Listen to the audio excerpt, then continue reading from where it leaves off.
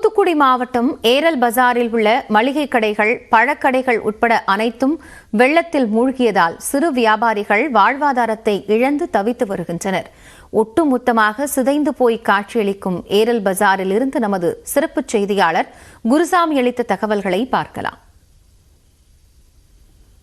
தூத்துக்குடி மாவட்டம் முழுவதும் கனமழை காரணமாக பலத்த பாதிப்பு ஏற்பட்டிருக்கக்கூடிய நிலையில் ஏரல் தாலுகா பகுதியில் மிகப்பெரிய அளவில் சேதத்தை ஏற்படுத்தி இருக்கிறது. குறிப்பாக இந்த ஏரல் பகுதி தான் சுற்றுவட்டார பகுதியில் இருக்கக்கூடிய கிராமங்களில் இருந்து பொதுமக்கள் அனைவரும் பொருட்கள் வாங்க வரக்கூடிய பகுதி. நாம் அந்த பகுதியில் தான் இருந்து கொண்டிருக்கிறோம். இந்த ஏரல் கடைவீதி உட்பட ஏரல் நகரமே தற்பொழுது வெள்ளம் புரட்டி போட்டிருக்கிறது. இந்த மழை வெள்ளம் காரணமாக ஏரல் நகரம் முழுவதுமாக சேதமடைந்திருக்கிறது. குறிப்பாக இருக்கக்கூடிய கடைவீதி மற்றும் இருக்கக்கூடிய அனைத்து கடைகளும் கடுமையான பாதிப்பு ஏற்பட்டிருக்கிறது. இதன் காரணமாக இருக்கக்கூடிய வியாபாரிகள் அனைவரும் ஒரு கடுமையான பாதிப்புக்கு உள்ளாகி இருக்கிறார்கள். இருக்கக்கூடிய வியாபாரிகள் சிலர் நம்முடைய இருக்கிறார்கள், அவரிடம் பேசலாம்.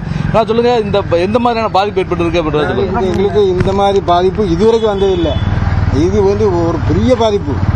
இவ்வளவு சேதாரம் இந்த மாதிரி தண்ணியை நாங்கள் பஜாருக்குள்ள பார்த்தே இல்லை.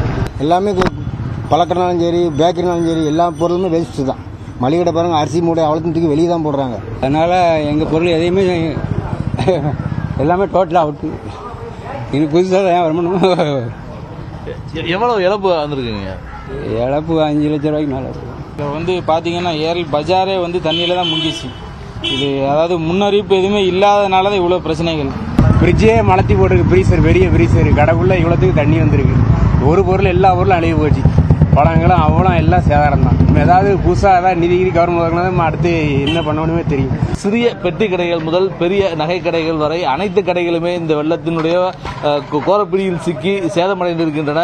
இருக்கக்கூடிய வியாபாரிகள் தங்களுக்கு அரசு நிவாரணம் வழங்க வேண்டும் என்ற ஒரு கோரிக்கையினை முன்வைத்திருக்கிறார்கள். குறிப்பாக இந்த பகுதி சுற்றுவட்டார பகுதியில் இருக்கக்கூடிய பொதுமக்கள் அனைவருக்கும் பொருட்கள் வாங்க வரக்கூடிய ஒரு முக்கியமான பகுதி என்பதன் காரணமாக இந்த பகுதியை உடனடியாக மீட்டெடுக்க வேண்டிய அவசியமும் தேவையும் இருக்கிறது. அதை கருத்தில் கொண்டு உடனடியாக இந்த பகுதியை மீட்டெடுப்பதற்கு தேவையான நடவடிக்கைகள் எடுக்கப்பட வேண்டும் என்பது இந்த பகுதி மக்களது கோரிக்கையாக இருக்கிறது. ஒளிப்பதிவாளர் கிருஷ்ணாவுடன் குருசாமி, நியூஸ் 18 தமிழ்நாடு, தூத்துக்குடி.